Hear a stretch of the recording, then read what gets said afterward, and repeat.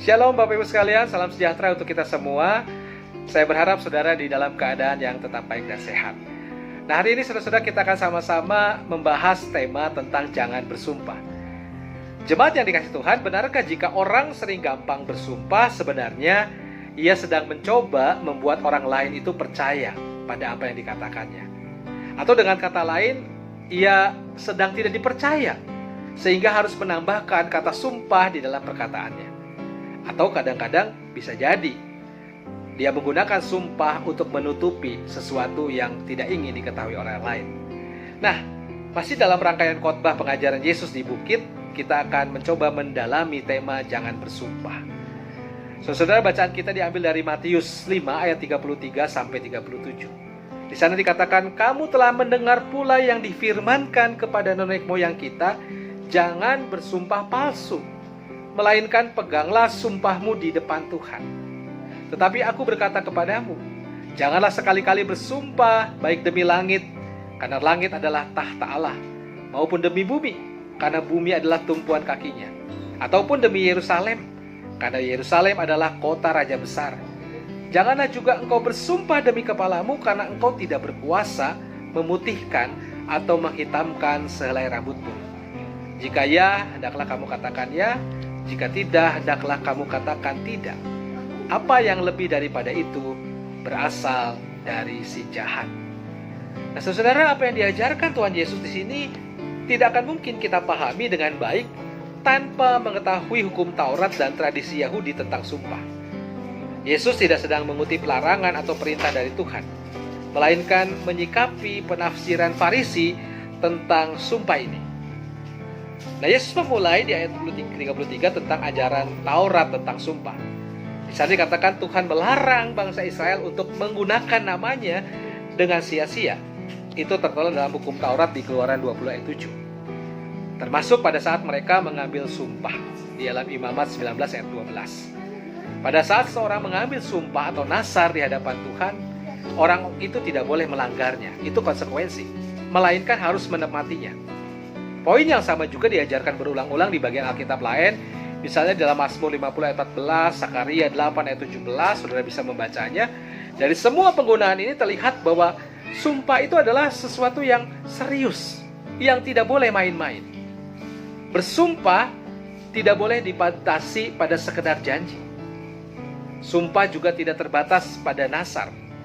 Sumpah adalah sebuah perkataan yang sungguh-sungguh tentang apa saja yang diteguhkan sebagai kebenaran di hadapan Allah. Maka itu sebagai tanda bahwa perkataan itu diucapkan di hadapan Allah, sebuah sumpah itu dilandaskan pada nama Tuhan. Dan sumpah yang tidak benar itu sama dengan mengundang kutuk ilahi atas orang yang mengucapkan sumpah itu. Maka itu pemunculan kata jangan bersumpah palsu dalam bentuk larangan dan juga peganglah sumpahmu di depan Tuhan dalam arti perintah, ini berguna untuk memberikan penekanan terhadap keseriusan sebuah sumpah. Orang tidak boleh menganggap remeh sebuah sumpah yang ia ucapkan tentunya di hadapan Tuhan. Maka itu ada penafsiran legalistik tampaknya yang dibuat oleh golongan Farisi. Di bagian ini memang Matius tidak menyediakan rujukan yang sangat eksplisit tentang penafsiran Farisi tentang ajaran sumpah di Taurat, dan ia hanya mengasumsikan bahwa pembacanya sudah mengenal tradisi Yahudi ini. Walaupun demikian, Matius tetap memberikan petunjuk penting tentang hal ini di pasal, misalnya kalau kita baca pasal 23 ayat 16 sampai 22. Di sana orang-orang Farisi berpendapat bahwa tidak semua sumpah adalah absah. Tidak semua sumpah juga bersifat mengikat. Tidak semua sumpah memiliki bobot yang sama. Semua bergantung pada tingkat kesakralan dari dasar dari sumpah yang diucapkan. Sebagai contoh, sumpah demi bait Allah tidak mengikat, kecuali demi emas yang ada dalam bait Allah. Sumpah yang berlandaskan pada mezbah dinilai juga tidak mengikat, kecuali didasarkan pada korban yang ada di atas mezbah itu. Dan daftar ini tentu masih saja bisa diperpanjang. Penafsiran legalistik orang Farisi menyediakan detail aturan tentang sumpah yang sah dan tidak sah.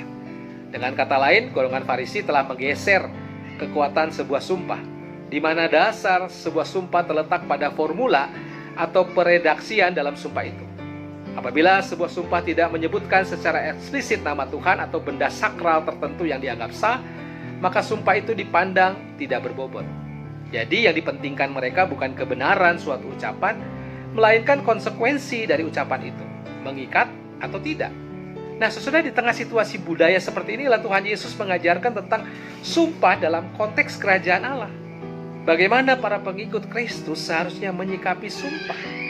Dan kita melihat penafsiran Tuhan Yesus dalam ayat 34-37, itu berbeda dengan golongan Farisi. Tuhan Yesus memilih untuk melihat lebih dalam lagi.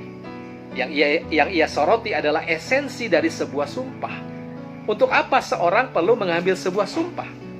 Bukankah tujuannya untuk meyakinkan orang lain bahwa apa yang diucapkannya adalah benar? Jadi, inti dari sebuah sumpah sebenarnya terletak pada perkataan yang benar. Itulah yang dijadikan fokus dalam perkataan Tuhan Yesus.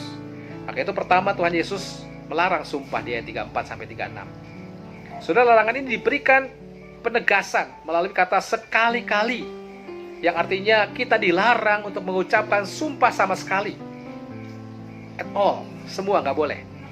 Tuhan Yesus mengajarkan bahwa segala sesuatu tidak terpisahkan dengan Allah. Allah berdaulat atas segala sesuatu. Tidak ada satu hal kecil pun di dunia ini yang tidak berada di bawah kekuasaan Allah. Karena itu bersumpah demi apapun sebenarnya sama saja dengan bersumpah demi Tuhan yang menciptakan hal tersebut. Dan yang kedua, Tuhan Yesus mengajarkan integritas hidup di ayat 37 dan 38. Karena esensi sebuah sumpah adalah meyakinkan orang lain tentang kebenaran perkataan kita, dan yang paling penting sebenarnya adalah kejujuran kita. Maka itu jika ya, katakan ya. Demikian pula sebaliknya, jika tidak, katakan tidak. Jangan memutarbalikkan kebenaran, jangan menambahi ataupun mengurangi yang namanya kebenaran itu. Jika kita selalu mengucapkan segala sesuatu yang benar, maka kita sebenarnya tidak membutuhkan apapun untuk menguatkan ucapan kita. Integritas hidup kita adalah saksi yang tidak terbantahkan. Integritas hidup kita adalah lebih kuat daripada formula sumpah apapun yang kita gunakan. Sebaliknya, perkataan kita yang tidak benar, tidak sesuai kebenaran, maupun tidak tulus, tidak sesuai dengan hati kita, maka kita sudah diperdaya oleh si jahat yang dikatakan tadi. Yaitu yang menyerahkan bahwa si jahat di sini merujuk pada iblis sebagai bapa segala dusta.